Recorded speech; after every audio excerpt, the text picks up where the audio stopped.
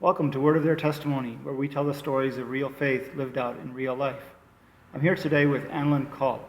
Annlyn is a colleague of mine as a social worker and also now married to my pastor, John Culp. And together they have 4 fabulous daughters, ages 4 through 10. Look forward to the conversation with her today. Welcome to the podcast, Annlyn. Thanks for having me here. So let's start with you as a 5-year-old here in Brooklyn. Tell me what life was like for you then. Yeah. So my parents were born and raised in Haiti, but my siblings and I were all born and raised here in Brooklyn, just a couple of blocks from the church that we're at here. And I have an older brother, he's 2 years older, and a twin sister, we're identical, and my younger sister who's 3. And the 4 of us and my parents just were living life as normal. There were ups and downs. I remember my parents fighting sometimes, and it getting awkward, but I don't think it was that extreme to us because you're used to what you're growing up with. So if there was a fight, maybe other people have fights in their home too. And I have good memories of us going shopping together. One of my favorite memories is the 4 of us kids piling in the car with my mom and dad, and we go shopping. Of course, like usual, we're pulling stuff into the cart and we're told to put it back. And yeah, that was just one of my favorite last memories of having my dad around. And one reason why it sticks out to me is because my dad disciplined me because I said a bad word, but I didn't know it was a bad word. I thought that it was an innocent word, and I said it, and he's like, "You don't say that," and had to chastise me. And it was really, for me, out of character for my dad because he wasn't the disciplinarian, my mom was. But that's one of my last, like, all of us together memories. So you say last memories. What happened exactly? That was around, 5, 6 years old. Somewhere between, I'm thinking 7, 8 years old. All my memories are a blur and I'm getting older. But my parents split. My mom asked my dad to leave the house. And I think in a lot of ways it was a surprise, even though there was fighting before. Like, she wants him to go. But I think, like, as a kid, I thought, this is just for now. It's going to change. He's going to be back. And he initially would visit us every day. He'd ring the doorbell, stop by, how was your day, and have conversations. Then every day turned into a couple times a week turned into a few times a month. And it got longer and longer between visits to the point where we'd see him maybe just a couple times a year. And a couple times a year turned into maybe a phone call or two, and we maybe didn't even see him for a long time. I think I lost track of how long went between calls or visits, but it became a way of life to not have him a part of our life, and just to have my mom around. And I think to make things worse for me was somewhere in the first 2 years, my mom was asking him to help with schooling. We were at a private school, Catholic school, to help with paying for school, to help with paying for groceries, and he didn't want to. And if anyone knows my mom, they would know that you don't say no to her. So she took him to court, and I just remember being really embarrassed. We were in this courtroom before this judge, and she didn't want to have anything to do with us financially either. And the hurt of the rejection of not only do you not want to be here, but you don't want to contribute to our living. Like, that's not what fathers do. Like, don't you want to be here for us? So that was a really painful time. And I don't think I even really acknowledged how painful it was at the time, but I can look back now and say that was the rejection, abandonment, all those things got triggered for me at that time. So then your mom took the 4 of you children and moved to Long Island around that time, right? Where about the time you were ready to start high school? Yeah, my mom's amazing. She did end up getting child support for a time. And she went back to nursing. She had been a nurse in her country in Haiti and went back to nursing. And she was able to buy a home in Long Island, and we moved out there. And it was really like an identity shift for me. We were in the neighborhood that we were in, Cypress Hills, and the school that we were in, a Catholic school, had a lot of diversity. But this school was predominantly Black, Caribbean actually specifically, so Haitian, Trinidadian, St. Vincent. And it really struck me. I was like, wow, there's a lot of people of color here. Like, and we're just all in one section. But I think one of the things that struck me too is that in my friend circle, everybody's dads were there, and mine wasn't. And everybody's dads were not just there, they were involved. They contributed, they paid for trips. My dad never wanted to pay for a trip, or he would say he would and never showed up. when it was time to get the money. And they were at their kids' games, and it wasn't just at school, at our church at the time. These are all black dads. And I think that it's important to me that we change the narrative, that most black dads are not involved. What struck me was that all these other people who looked like me had their dads involved at my school and at my church. There were men like Brother Ed and Brother Matt and Brother Daniel. These are actually all Caribbean men too. That's another story. But yeah, they were all there, and they were all involved in their kids' lives, and it struck me that my dad wasn't. And I think it was more painful than I realized at the time. And then you graduated from high school, and you turned 18. Tell me about your 18th birthday. So by this point, I would say that pretty regularly it was just a phone call from our dad for our birthday. We probably didn't hear from him most of the time except for a call on our birthday. And he called to say happy 18th birthday. Well, actually, he called to say happy birthday. And he said, "How old are you again?" And I remember thinking, it's my 18th birthday, and my dad has no idea that I turned 18. Because, of course, for an 18-year-old, this is big. Yeah. I'm an adult, and you don't even know that. Like, you don't remember when we came into the world. So that rejection, again, like a piece of you, this big, and I think especially because I'm a parent now, and I realize, like, I can never forget how old my kid is turning. Yeah. It's huge when my oldest turns 18 or my second turns 18. But he didn't know. He didn't remember. All the while, like, so I'm finishing high school, and actually it was a really rough year for me emotionally, and even like relationally. I was at the time looking for approval and acceptance from guys because I didn't have it from my dad. I don't think I could have articulated that that's what was happening, but I can look back now and say that's what was happening. I didn't have a man that was speaking into my life, that accepted me for who I was, that was a part of me, that was affirming who I was. And so I looked for it in other areas and got into really bad relationships. And I would say my senior year was probably the worst for that. I did have men at church that were speaking to my life, men at church that kind of stepped in and were father figures, but it was different. I think I was grateful for them, and I still point to them for how I look at how fatherhood should be. But there's nothing like the person who gave birth to you doing that for you. So you were a Christian at that time, and you knew about forgiveness. Tell me about what your understanding of forgiveness was at that time in relation to your dad.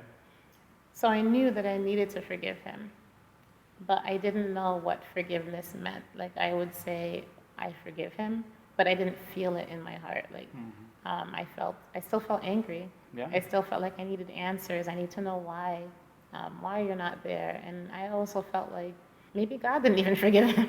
Like, you're supposed to be a father, and you're not. But I knew that it was important, and I knew that I wanted to be free from unforgiveness.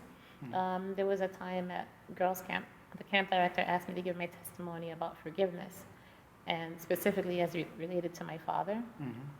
And I think it was one of the times that I realized, oh, this is a process. Like, I'm kind of there, but I'm not. But I shared with the girls at the time that I needed to keep acknowledging that I didn't want to stay where I was, that I wasn't going to stay in unforgiveness, but I still wasn't sure how to move forward. So I just kept saying, I want to forgive. I'm going to forgive. God, help me to forgive.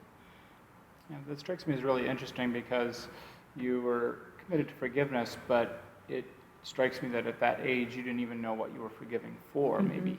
Right. Like, your awareness of what your loss was limited still, right? So you met John. Yeah. And after a year or so, you got married. Tell me about the wedding. Dad was showing up a little bit more at this point. He Okay. came to our high school graduation. He came to our college graduation. But at this point, I felt like, you missed out. And if this is what you get, this is what you get.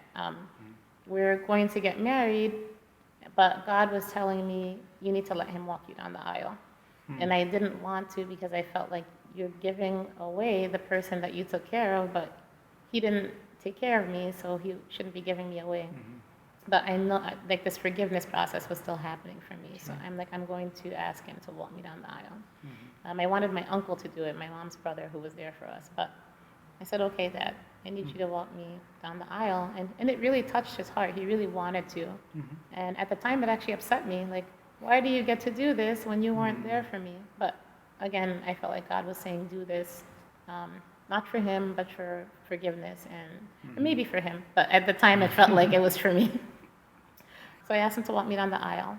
For the day of the wedding, he was late. So he did not get to walk me down the aisle, and actually my uncle did, the one that I wanted me to. But I think in retrospect, God wanted me to be willing to, and I was, and I'm grateful for it still. So my uncle walked me down, and there's a part where we were going to give our moms a rose, each of us. So John and I get from the altar, and we come forward, and we give one mom a rose, and we go to give my mom a rose, and now my dad arrived, and he comes out from the pew and just walks up to us and just starts hugging us and just sobbing because he was late and he felt bad. But I was like, we're like, everyone's watching this. We had close to 300 guests, and they were all watching my dad sobbing and hugging me and probably wondering, why is he doing this? And I'm thinking, why is he doing this? But I think he was grieving that he missed this opportunity. And I think he was actually grieving that he missed a lot of opportunities. And it gave me some empathy for him. Like, you know what? He was late. He keeps missing out on these big moments in our life, and this was a huge one, and he missed it again. So I think God gave me empathy for him in that moment. Modesty was born a few years later, and you had some conversation with him around that time. He was, again, involved a fair bit in your life, and almost to the point where you thought maybe there could be some reconciliation, right? Yeah, so after our wedding, like I said, I think God gave me empathy, and I want to go towards him and not away from him, and I think that was, again, part of the forgiveness process. We were having him over for dinners sometimes whenever it worked. He even took a trip with us to Pennsylvania to see my twin. And at one point, at one of our dinners, I said to myself, I'm going to ask him, why didn't you show up for us? And I'm quite certain he's going to say, I'm so sorry, I should have been there. And then we're going to hug, and it's going to be great, and it'll get better from there. And so I asked him, Daddy, why did you stop visiting us? Why did you stop coming over? And, I was sad about that. What happened? And he said, I don't know what you're talking about. That wasn't my fault. And basically dismissed it. It wasn't more than 2 sentences, and it was just a dismissal. Like, no apology. Like, it was almost like I was crazy for making that statement. And I remember thinking, wow, that's it. Like, he means this. He really seemed oblivious to the fact that he missed out on most of our lives. Wow. In your father-in-law then, in 2013, John's father lost his battle with cancer. Then your father also got sick. Yeah, so in 2013, John's dad, we knew it was coming. We knew that we were going to lose him soon. And we did. March 19th, I think it was, that John's dad passed away. And before this, my dad was in the hospital because he was having issues with his kidney. He had diabetes. But we were talking with the doctors and with my aunt, and they were saying that he'll be home soon. He's going to need some rehab and things like that. One of our last visits was about a month before we left to see John's dad, or to say goodbye to him, really. And while we're in Wisconsin for John's dad's funeral, I get a phone call from my aunt that my dad passed away. And I think because we had just grieved the loss of my father-in-law, it hit me, oh, wow, now John's dad and my dad, but I got to compare this experience of burying John's dad and my dad within a week of each other. And you can't make that stuff up. And I think God did that. And at John's dad's funeral, it was so special. It was sad. We knew we were going to miss him. We had so many memories to share about him. And even the ways that he failed, his willingness to acknowledge it, he apologized to his children before he died for some things that he felt like he didn't do right. And he was there. And just very basically, he was there. Even for me, in the short time that we were married, we got married in 2007, this is 2013. He felt more like a dad than my actual dad. And so then a week later, when I'm burying my dad, and it's time to share memories. I don't have any memories. And other people who knew him better were sharing memories. And I especially remember when the casket went down, thinking, that's the end. And there's no more chances to get closer. There's no more chances to get an explanation. Now I just have to sit with the idea that I'm going to forgive, I'm going to keep forgiving, but I'm never going to hear an apology. I'm never going to make more memories. And I grieve the loss of a relationship, really, the one that never happened. Some people say you can't forgive unless a person wants to be forgiven. Mm-hmm. Would you agree with that? No. I'm so grateful that I kept pressing in, that I didn't sit with the anger and the disappointment of him not apologizing. He never said that he was sorry, but I can truly say that I forgave him. And that when that casket went down the ground, it wasn't unforgiveness, it was grief. It was just complete grief. I'm so sad. It's gone. But I'm not angry. And so, in a sense, I felt free from the guilt or regret that maybe some people experience because they weren't able to forgive. I had zero regrets. I was glad that I pursued him. I was glad that I asked. And I was glad that I forgave, even if it was a process. Could you even say that you're still forgiving him? Yes. I think there are definitely times when I watch John interact with our girls, or when I feel rejected or abandoned because of those issues that happened as a kid. I'm like, this really affected me. Yeah. But I'm not going to hang on to it. It's not the bitterness that will choke out the life in my heart. It's just not worth it. That's beautiful. Some people say that talking about your childhood is pointless, and that it's in the past. Paul says forgetting those things that are behind, reaching forward to things that are ahead. How do you think this has affected you, and do you think it's important to think about the past like this? Yeah, definitely. Actually, just this morning I read Psalm 147, verse 3. He heals the brokenhearted and he binds up their wounds. And if we don't have any wounds to heal, there's nothing for him to do for us. And I think every person that walks this earth has hurt and difficulty. And even when you come from a good household where parents stay together, there's still hurts, there's still pain. And to say that we need to just ignore our childhood or ignore the past, it's almost like breaking your leg and saying, it's going to heal, just don't talk about it. We're just going to hop around on that leg, it's going to get better. No, don't talk about your broken leg, you don't want it to get worse. We need to heal, you have to bandage it, your doctor needs to look at it. And when I read scripture like that, where it says he heals the brokenhearted, well, you had a broken heart. And he binds up their wounds. You were injured. And I think when we acknowledge our pain and acknowledge our hurt, then he comes in and heals it. I always tell people, don't run from it, sit with it. And sitting with it might mean talking about it a few times. Not just reliving it or rehashing it to make an excuse for bad decisions, but saying this hurts, and saying over and over, this hurts. Even now, I still cry about the casket going down the ground. This is 2022. I think I'll cry about it till the day I die, because it still hurts that deeply, and it's okay. I'll still talk about the pain of not having a father around, because it still affects who I am today, but God still wants to heal it. It's beautiful. It reminds me of a quote I heard recently that says that don't let your pain go to waste. I see that in your life, where your pain's not going to waste. It's healing you. I mean, it's leading you to healing, and it's leading you to healing others. I really noticed that in your life. Thank you so much for being willing to share the story. What's one final thing you'd like to leave with our viewers? You mentioned it already. God doesn't waste our pain. I think in the midst of the pain, there's so many bright spots that wouldn't have happened without the pain. I mentioned before the men who were like fathers, in a sense, to me in the church, the men who were examples to me of what a father should be like.